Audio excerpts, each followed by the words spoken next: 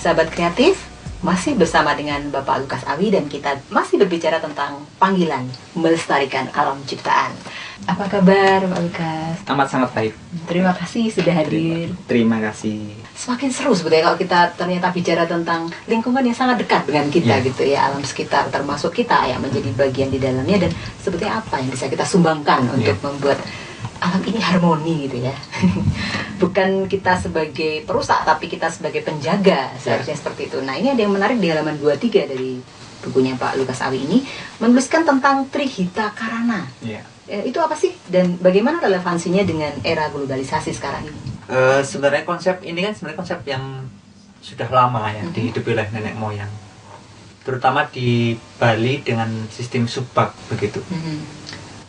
Dan ini juga konsep yang sebenarnya relasi utuh, karena di sana ada relasi 3 dimensi gitu ya, misalkan antara manusia dengan Tuhan, manusia dengan sesama manusia, dan manusia dengan alam lingkungannya. Nah, ini pola ini kalau memang dihidupi benar-benar, pasti alam ini akan lestari, karena orang berelasi dengan utuh begitu, tidak condong pada satu relasi saja. Orang yang beriman pada Tuhan, pasti dia akan menghargai ciptaannya. Tidak mungkin orang yang beriman pada Tuhan benar-benar gitu ya, merusak ciptaannya. Bagaikan seorang pelukis gitu ya. Kalau kita menghargai pelukis, tentu kita menghargai lukisannya begitu.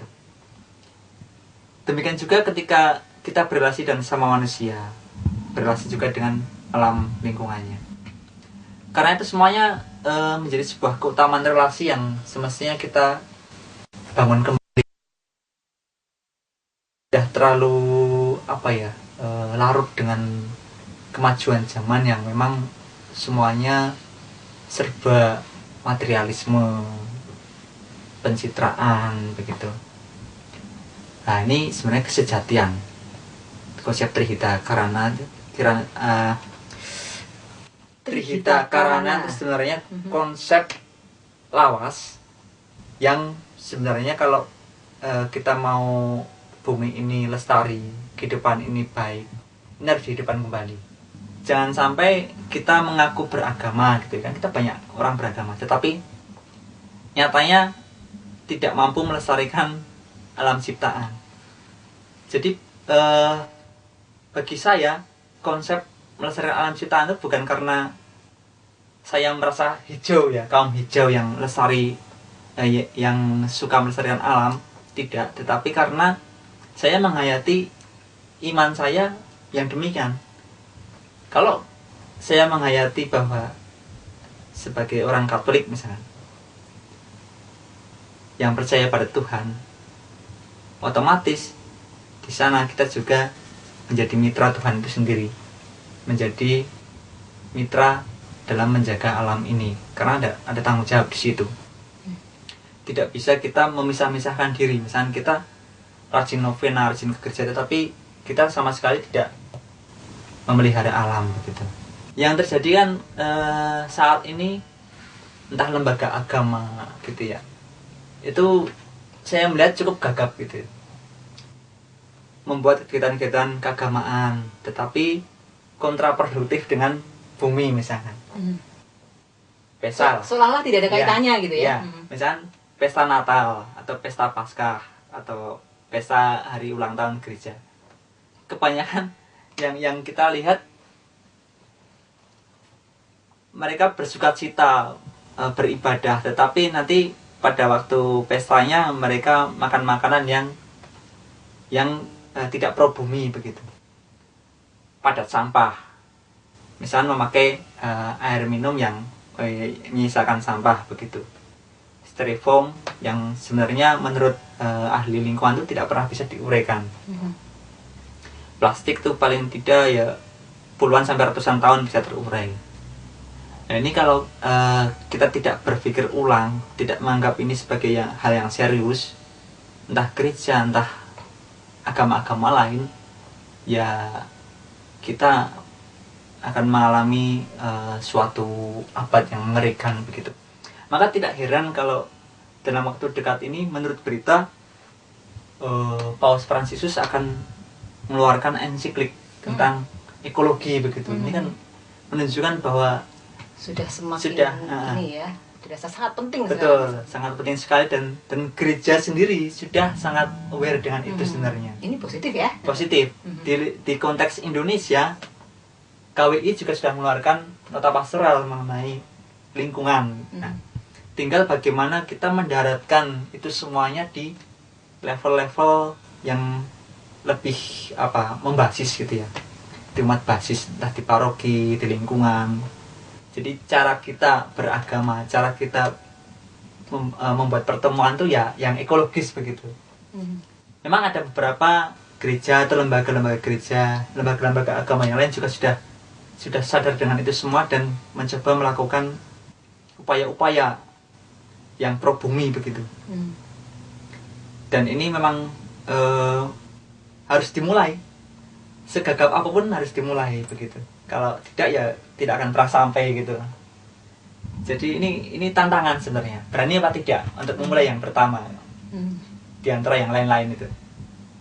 Ya risikonya memang dianggap aneh, dianggap tidak pro investasi atau apa begitu. Tapi nggak masalah, ini demi sebuah kelestarian.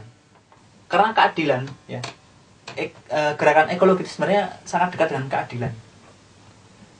Keadilan baik dengan sesama makhluk yang saat ini masih sama-sama hidup atau dengan generasi penerus.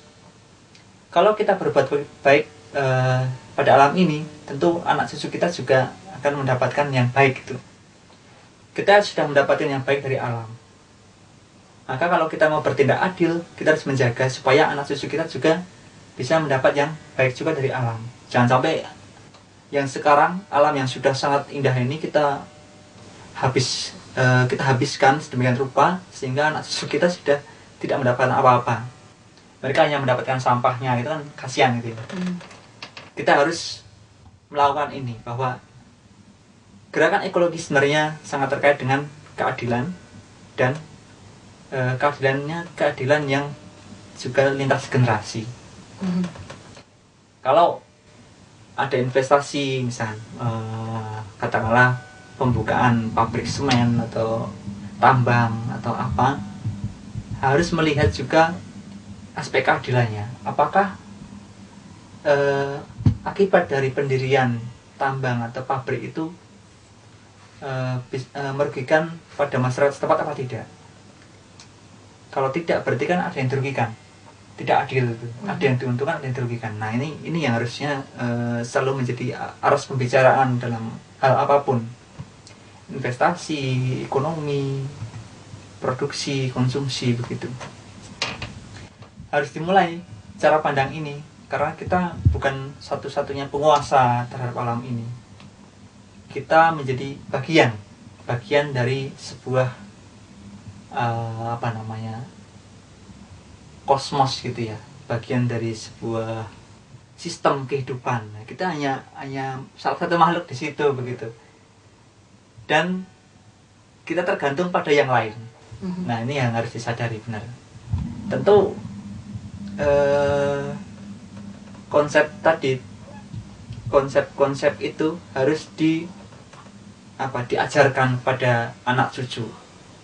Kalau dulu mungkin nenek moyang kita membuat dongeng-dongeng gitu ya, tentang ada mitos-mitos supaya hutan, sungai atau apa bisa terlindungi dan orang tidak berani menjamah itu. Nah kita juga harus bisa membuat edukasi yang sesuai dengan konteks zaman ini gitu. Entah di sekolahan sejak dini atau ketika kita sudah beranjak dewasa, itu memang harus selalu kita kobarkan tentang pendidikan ekologi itu. Karena menurut ahli lingkungan atau fisikawan Capra itu ya, dia mengatakan bahwa masa depan alam ini itu tergantung dari kita melek ekologi gitu. Kalau kita tidak melek ekologi ya kita menghancurkan diri kita sendiri gitu. Maka kita harus benar-benar tahu bahwa kita bagian dari alam ini, memahami konsep-konsep yang terjadi di sana, seperti ada daur ulang, lalu sampah misalnya. Sampah yang kita keluarkan itu sebenarnya juga bisa menjadi makanan bagi yang lain. Ada bakteri pengurai gitu kan yang menguraikan sampah-sampah kita. Harus kita pahami benar. Jadi kita memperlakukan sampah itu dengan layak dan semestinya, tidak dibuang di tempat-tempat yang kadang salah begitu ya. Bukan tempat sampah tapi menjadi tempat sampah kan. Nah ini yang menjadi tugas kita semua, entah lembaga agama, sekolah, atau mungkin masyarakat itu sendiri, harus bergotong royong memang. Tidak serta-merta hanya 1-2, tetapi ini menjadi gerakan bersama. Harus dimulai saat ini juga, dimanapun. Tidak harus nunggu ada bencana baru kita biasanya kan kita nunggu sudah ada sangat banjir parah, baru gara-gara pohon ditebang misalkan, atau kekeringan gara-gara sumber mata air rusak karena penambangan begitu. Ya kita sudah tahu bahwa itu memang berisiko, ya jangan kita lakukan gitu. Itu yang saya pikir, ya saya rasa penting begitu. Mungkin kalau kembali ke apa sih sebetulnya yang bisa kita lakukan sebagai kontribusi kita dalam mengikuti panggilan melestarikan alam ciptaan. Saya mau kembali ke hal-hal yang sederhana, mungkin bisa menjadi inspirasi juga bagi yang lain bahwa setiap orang bisa kok sebetulnya. Tapi kan tadi ada kendala bahwa kalau kita melakukan sesuatu yang positif tapi berbeda, ujung-ujungnya bisa mungkin dibully, kemudian dihina, atau mungkin dianggap aneh gitu ya. Tetapi kalau kita memang mau menjadi bagian dari itu, selalu ada resiko gitu ya. Saya jadi berpikir gini, mungkin saya mau membuat eksperimen gitu ya. Saya tidak tahu apakah saya bisa bersetia dengan itu. Kalau tadi nih Samen kan beli minyak gitu, bawa wadah gelas sendiri gitu. Nah saya berpikir kalau saya misalnya beli makanan gitu ya, misalnya sayur atau apa atau makanan cepat saji yang biasanya kita dikasih juga plastiknya sebagai pembungkus, kita bawa wadah sendiri gitu dari rumah. Saya mungkin akan siap untuk melihat bahwa orang akan berpikir aneh banget sih, gak praktis banget sih pakai wadah dibawa sendiri, repot amat sih gitu ya. Tetapi mungkin itu kalau dilakukan banyak orang dan cukup konsisten, banyak sekali sampah-sampah yang plastik atau wadah gitu yang bisa kita kita minimalisir lah seperti itu ya. Kalau misalnya setiap orang bisa punya ide, oh kira-kira kalau aku apa ya. Terus kemudian kalau kita belanja juga gitu, biasanya kan penuh dengan plastik-plastik yang kita bawa gitu sebagai wadahnya. Oh kita mulai konsisten bawa wadah sendiri. Saya pernah melihat bahwa ada sebuah swalayan yang menyuarakan betul untuk memakai wadah bukan plastik, membawa sendiri dari rumah atau membeli di situ memang gitu. Itu hanya berapa bulan gitu. Saya sampai berpikir gini, ini kira-kira tahan berapa lama ya? Ternyata memang tidak lebih dari setahun gitu. Setelah berikutnya dia ya dengan secara biasa kembali lagi memberikan wadah-wadah plastik juga gitu kepada pembelinya. Saya punya dugaan bahwa memang pembelinya ini yang tidak mau gitu loh. Ketika dia tidak membawa wadah terus mau gimana? Ketika dia tidak mau membeli wadah yang bukan plastik terus bagaimana gitu? Tidak ada pilihan. Artinya masing-masing jadi mengikuti arus ya. Ketika dia sebetulnya sudah punya konsep yang bagus jadi tidak bisa. Nah mungkin masing-masing bisa punya ide atau punya inspirasi sendiri untuk menemukan kira-kira kalau aku gitu menjadi bagian dari melestarikan alam, yang mudah untukku apa, yang mungkin kulakukan apa gitu ya. Nah mungkin ini sebagai yang terakhir gitu ya, sahabat kreatif ini ya, yang masih muda gitu ya, anak muda ini seperti apa ya yang bisa menjadi inspirasi juga bagi mereka. Mungkin ada tipsnya dari Pak Lukas Awi supaya mereka bisa menjadi juga pelaku yang melakukan pelestarian alam ini gitu di tempat mereka sekarang ini. Sebenarnya banyak hal yang bisa dilakukan.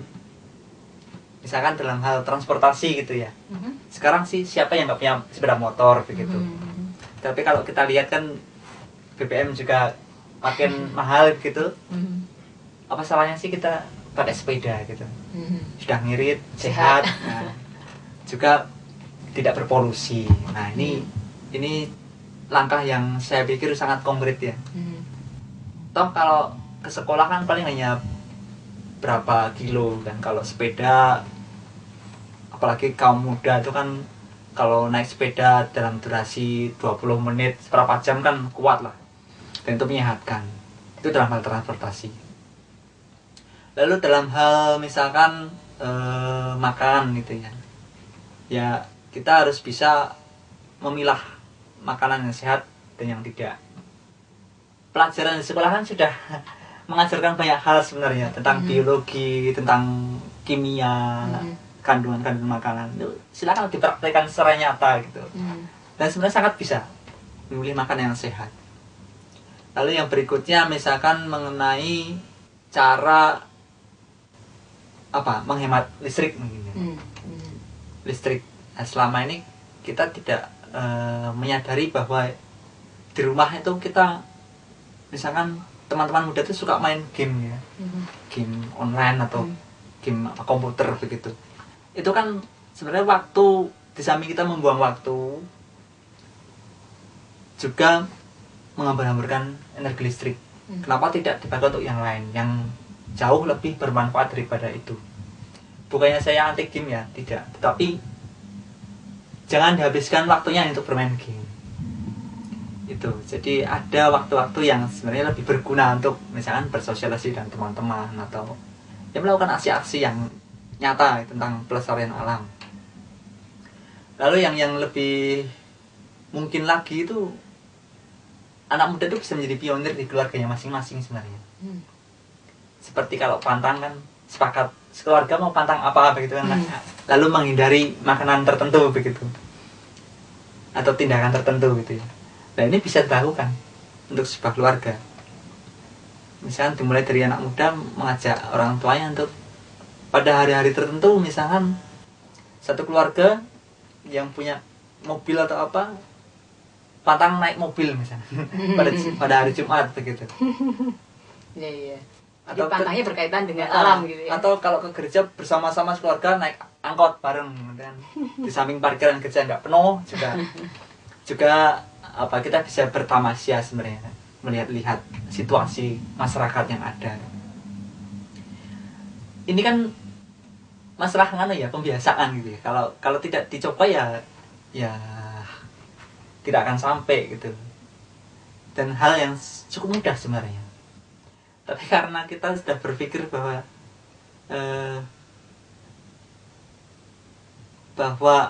melakukan sesuatu itu memang harus cepat, harus serba dianggap ngirit begitu. Misalnya naik motor tuh lebih cepat dianggapnya, lebih irit dan lain sebagainya. Tapi kalau BBM naik kita teriak juga. Artinya kan teriak-teriaknya orang naik sepeda motor karena harga BBM naik kan lebih enak kalau orang naik sepeda, entah BBM naik apa tidak tetap senyum kan, sehat lagi kan. Itu hal yang paling sederhana yang bisa dilakukan. Atau yang berikut yang paling mungkin di rumah, ya mulailah membuat biopori misalnya, peresapan air itu sangat mudah dilakukan. Tinggal pakai bor atau pakai linggis atau apa, kita bisa buat resapan, lalu kita masukkan sampah yang organik dalam waktu sebulan 2 bulan atau 3 bulan itu sudah bisa jadi pupuk. Bisa untuk tanam sayuran dan lain sebagainya. Itu menguntungkan, produktif gitu.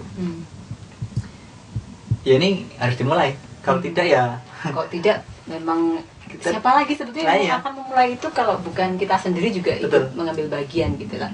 Ini buku Panggilan Melestarikan Alam Ciptaan memang harapannya bisa menjadi sumber informasi, juga inspirasi ya ketika orang mau ikut mengambil bagian dalam pelestarian alam ini. Nah, pengen tahu apakah setelah buku ini gitu ada buku lain yang sedang dipersiapkan Pak Lukas Awi yang mungkin berkaitan juga dengan alam gitu? Iya, ini dalam proses. Jadi saya sedang menulis tokoh karena ini kaitannya dengan tahun hidup bakti begitu. Saya fokus pada kaum hidup bakti yang punya concern dalam gerakan ekologi. Iya itu. Ya ini masih beberapa orang sudah saya tulis begitu, tetapi ini masih proses, masih jalan. Baik. Nanti ini ya, semoga bisa selesai, kita gitu. Perbincangkan juga ya, supaya kita bisa melihat juga, ada tokoh-tokoh yang bisa menjadi sumber inspirasi juga bagi kita semuanya gitu. Terima kasih untuk kesempatan perbincangan ini. Terima kasih. Sahabat kreatif yang terkasih dalam Tuhan, butuh kemauan dan kecerdasan untuk menyikapi alam. Sikap manusia sebagai makhluk yang berbudaya seharusnya lebih menghargai alam dan lingkungan di sekitarnya, serta menjaga keutuhan alam ciptaan. Semoga perbincangan kali ini dapat memberi inspirasi baru bagi sahabat semua. Sampai bertemu lagi dalam program Minggu Kasih Pro 2 berikutnya. Mari berbagi damai dan kasih kepada semua orang di setiap kesempatan yang kita miliki.